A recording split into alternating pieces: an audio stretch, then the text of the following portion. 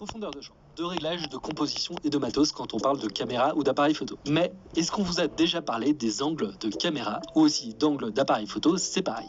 Les angles de caméra, ce sont les choix créatifs que vous allez faire pour raconter votre histoire. Et voici 3 raisons qui font que ces angles de caméra sont importants. Pour commencer, si vous avez tout à la même perspective, c'est-à-dire à hauteur d'œil qu'on peut voir tous les jours, ça va être assez peu intéressant. Votre audience veut découvrir les sujets sous un œil nouveau. Et en utilisant ces différents angles de caméra, vous allez donner un côté beaucoup plus immersif à votre scène. Votre audience a envie de se sentir dans l'action et vous pouvez ainsi lui donner plusieurs points de vue pour découvrir ce qu'il se passe. Ensuite, en deuxième raison, vous allez pouvoir jouer sur les émotions. En effet, les angles de vue vont aussi donner un ton et des émotions à vos plans. On verra en détail les émotions que transmettent ces différents plans dans la vidéo. Mais regardez la différence entre un plan large et un gros plan. On ne voit pas et on ne vit pas la scène de la même façon.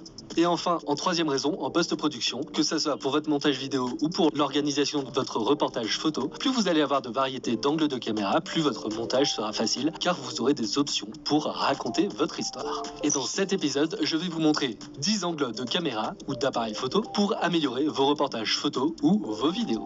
On commence par regarder tous les angles qui existent et ensuite je vous montrerai comment utiliser ces angles sur quelques exemples. Il existe 10 angles de caméra possibles. Premier angle de caméra, le plan large. Le plan large sera généralement pris avec un objectif à grand angle. Vous pourrez ainsi inclure un grand élément dans le cadre de votre image. Et c'est pourquoi le plan large est souvent utilisé pour présenter votre histoire, le lieu ainsi que votre sujet. Votre audience pourra ainsi voir où va se situer votre film ou votre reportage. C'est un peu le « Il était une fois dans un pays lointain » et je vous laisse compléter la suite. Vous donnez ainsi en quelques éléments visuels tous les éléments clés pour rentrer dans votre histoire. Un plan large pourra aussi être utilisé pour montrer votre personnage ou votre modèle dans son environnement et donner des informations sur comment votre personnage se positionne dans cet environnement. Ensuite, deuxième angle de caméra, le plan serré. Le plan serré sera pris généralement avec un téléobjectif, c'est-à-dire avec une focale plus grande que 70 mm. Ce plan serré permettra de remplir le cadre et d'avoir une meilleure vue sur votre personnage ou votre action.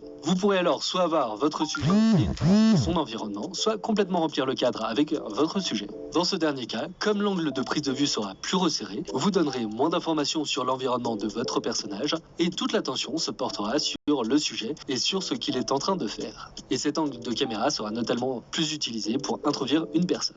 Ensuite, troisième angle de caméra, le plan moyen. Le plan moyen est généralement utilisé pour prendre un portrait depuis la taille de votre personnage ou de votre modèle, ou pour avoir un cadre intermédiaire de votre scène. Comme on zoome dans notre scène, on va pouvoir mettre en avant des éléments nouveaux à présenter et qui pourront avoir leur importance dans la suite de l'histoire. Ce plan met l'accent sur la personne dans le cadre, sur ce qu'elle fait, sur ce qu'elle pense ou ressent. Comme on se rapproche de votre sujet avec cet angle de prise de vue, cela aidera aussi votre audience à se sentir plus proche de votre sujet. Cet angle de caméra est le plus proche de la vision humaine et donne la sensation de voir la personne ou le sujet comme si on le voyait dans la vie réelle. Vous pourrez utiliser un objectif à standard pour ce type de plan, c'est-à-dire avec une focale autour des 50 mm. Ensuite, quatrième angle de caméra, le plan du cow-boy ou plan américain. Le plan du cow-boy est un peu plus large que le plan moyen. Vous allez prendre un portrait depuis la moitié des jambes de la personne dans le cadre. Ce plan tire son nom des films de Far West, car avec ce cadrage, on pouvait voir ainsi les armes des cow-boys. Et maintenant, j'imagine que vous n'allez pas avoir beaucoup d'armes dans vos scènes. Mais en cadrant plus large que le plan moyen, vous allez inclure plus d'éléments de votre environnement et vous serez aussi sûr de ne pas couper les mains de la personne dans le cadre. Cinquième angle de caméra, le plan portrait. Le plan portrait est généralement cadré sur la tête et les épaules de votre modèle. Dans ce plan, tout l'environnement de la scène est effacé pour se concentrer uniquement sur votre personnage ou votre modèle dans le cadre. Vous pourrez ainsi mettre en avant ses expressions, ses ressentis, ce qui lui passe par la tête et ainsi de suite. Ce plan permettra à votre audience de se sentir immergée dans l'action et de vraiment connecter avec la personne qui est présente dans le cadre. Vous pourrez utiliser ce type de plan pour créer une intimité avec la personne que vous avez dans le cadre. Et lors d'interviews notamment, vous pourrez alterner entre des plans moyens et des plans portraits pour mettre en avant certaines expressions ou certains ressentis de la personne au fur et à mesure qu'elle répond à vos questions. Pendant une séance portrait en studio, j'alterne souvent entre des plans moyens et des plans portraits, ce qui me donne de la variété. Et vous pourrez aussi prendre des portraits avec une focale entre 70 et 100 mm. Ensuite, sixième angle de caméra, le gros plan sur un détail. Le gros plan sur un détail sera utilisé pour donner de l'importance à un élément spécifique de la scène. Vous pourrez ainsi guider votre audience et leur indiquer que cet élément en particulier est à voir et à retenir. Ce pourra être un élément clé de votre film, un indice, ou lors d'un reportage photo de mariage, ce pourra être les alliances des mariés, des bijoux, la montre du marié et ainsi de suite. Et pour un produit, ce pourra être un élément d'attention qui différencie le produit, par exemple les textures ou tout autre élément à noter. Et si vous avez un objectif macro, ce sera typiquement un très bon cas d'utilisation. stabilisation. Autrement, vous pourrez utiliser des focales entre 70 et 100 mm pour ce type de plan.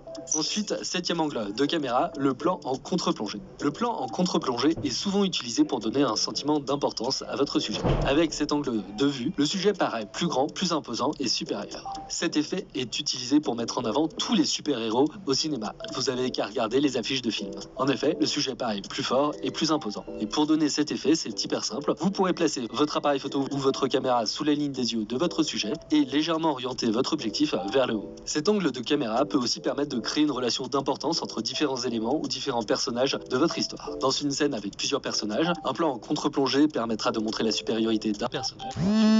Et avec ce plan, vous avez ici un très bon moyen de glisser des émotions dans vos images. Ensuite, 8e angle de caméra, c'est l'inverse, le plan en plongée. A l'inverse, le plan en plongée sera plus souvent utilisé pour montrer l'infériorité d'un personnage ou d'un élément de la scène. Avec cet angle de prise de vue, vous dominez le personnage et votre audience ressentira l'infériorité ou la vulnérabilité de votre sujet. Quand vous regardez votre sujet, celui-ci paraît tout petit et diminué par la caméra. Pour donner cet effet, là aussi hyper simple, vous pourrez placer votre appareil photo ou votre caméra au-dessus de la ligne des yeux de votre sujet et légèrement orienter votre objectif vers le bas. Et en alternant entre le plan en plongée et en contre-plongée, vous aurez ainsi deux éléments de narration très forts pour structurer vos histoires. Les plans aériens aussi sont souvent pris en plongée et permettront d'établir l'environnement de la scène. Que ce soit dans un film avec une séquence filmée depuis un drone ou pour vos reportages, par exemple si vous prenez une photo de groupe depuis un balcon. Ensuite, 9e angle de caméra, le plan en vue de dessus.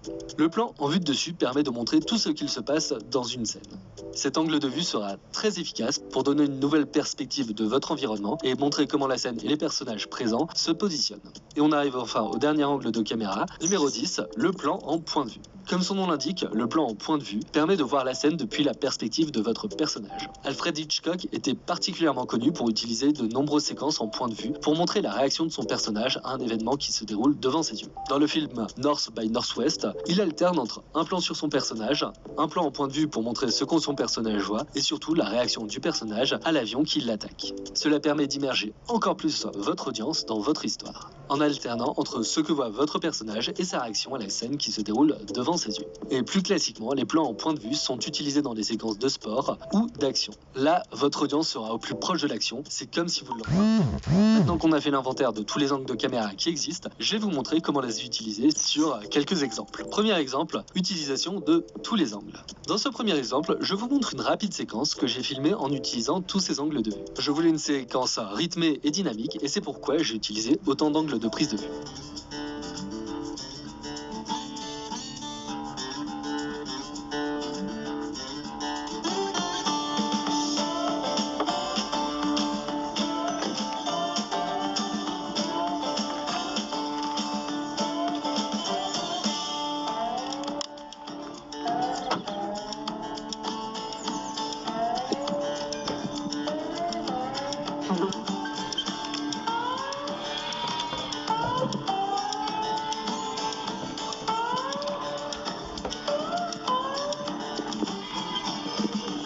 Comme vous avez pu le voir, tous ces angles permettent de raconter et de faire avancer l'histoire. Mais l'utilisation de tous ces angles fonctionne bien car ces angles supportent l'histoire que vous racontez et le ton que je voulais donner. C'est une histoire dynamique. On va voir maintenant un deuxième exemple avec l'utilisation d'un seul angle de vue. Maintenant, si je veux raconter une histoire plus calme, où je mets l'accent sur la solitude du personnage par exemple, alors le choix d'un seul angle de vue très large sera plus adapté. Et regardez, je vous montre cela en images.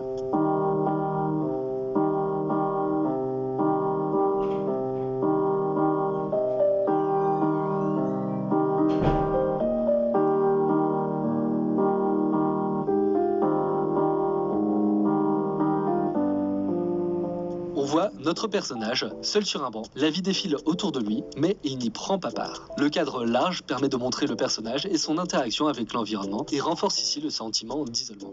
Et je vous montre dans un troisième exemple la même scène, mais avec plusieurs angles de caméra. Regardez maintenant cette même scène, mais en utilisant beaucoup plus d'angles de caméra.